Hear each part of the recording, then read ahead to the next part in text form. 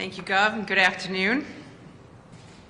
Our administration is pleased to see public health data continue to trend in the right direction, allowing us to ease up more restrictions on businesses due to COVID-19. Throughout the pandemic, our businesses have been incredibly resilient and creative to find ways to get by during a most difficult time. We are grateful for everyone's cooperation and commitment to keeping our Commonwealth safe. I can't say it enough. Keep buying and shopping locally. Support the businesses in your downtowns and your main streets. Buy your gift cards, pick up takeout.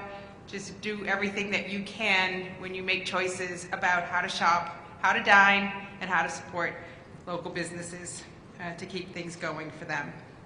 This last year has been incredibly tough, really tough for our friends in the restaurant and retail industries.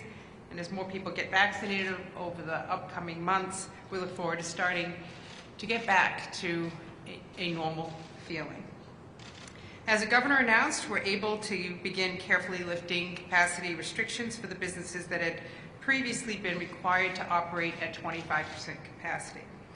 Some examples include gyms and health clubs, libraries, museums, retail, offices, places of worship, and movie theaters, but with no more than 50 people per theater.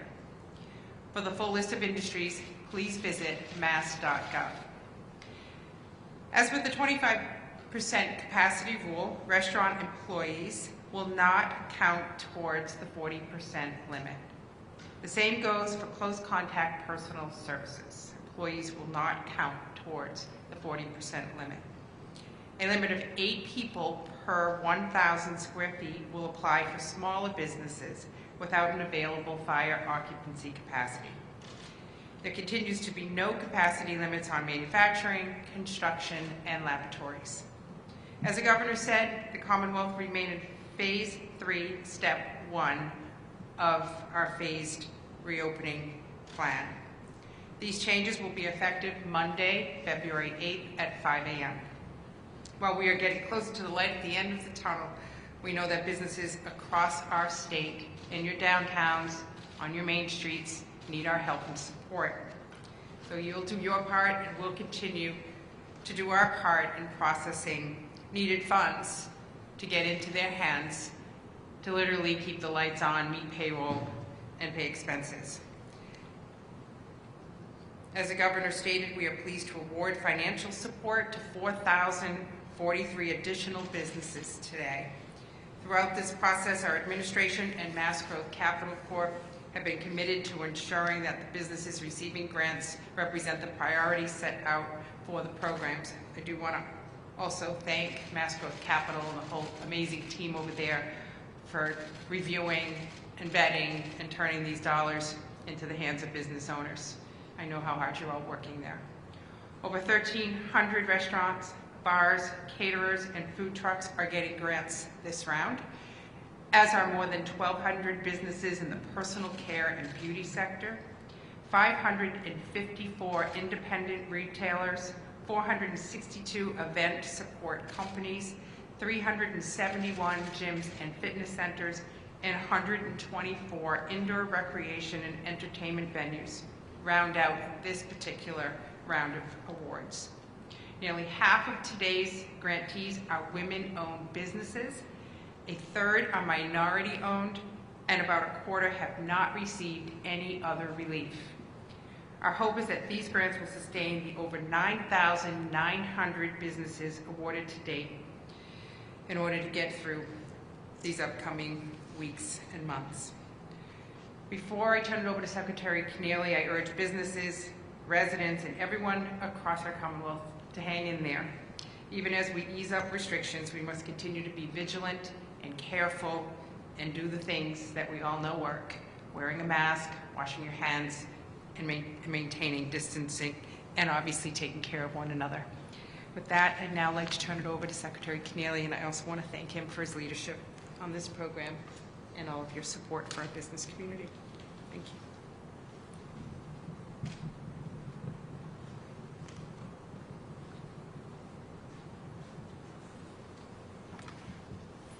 Thank you, Governor and Lieutenant Governor. Thank you for your comments, Lieutenant Governor.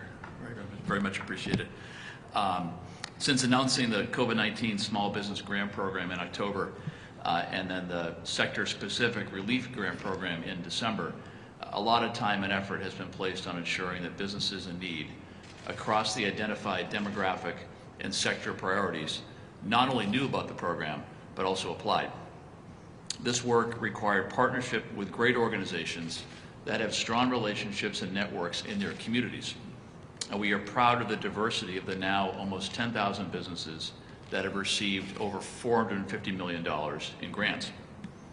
And while MGCC endeavored to make the application as simple as possible in order to get money quickly into the hands of businesses, there are businesses that submitted applications that are incomplete.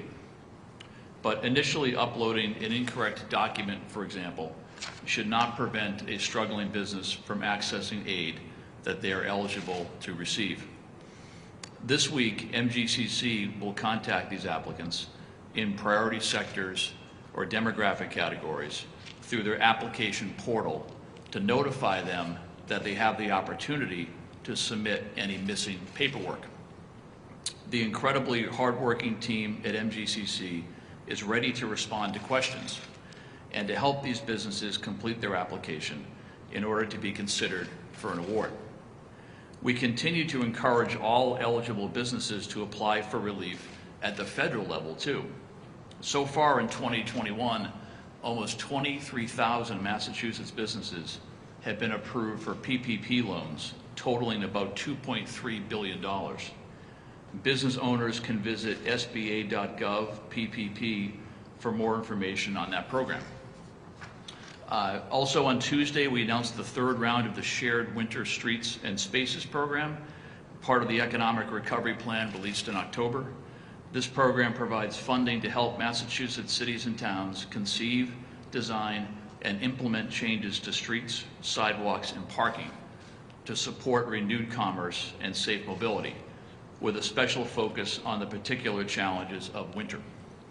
The 21 projects receiving grants in this round stretch from the Berkshires to Martha's Vineyard, and they include awards to Danvers to reimagine their town center to enable recreation, dining, and socially distant gathering, the town of Hull to relocate parking, install more outdoor seating for restaurants, and upgrade sidewalks, and Southbridge to install new flashing beacons at existing crosswalks and convert a pedestrian plaza into a permanent community space for programming and an outdoor market. The fourth and final round of the Shared Streets program is now open for cities and towns to apply through February 26th.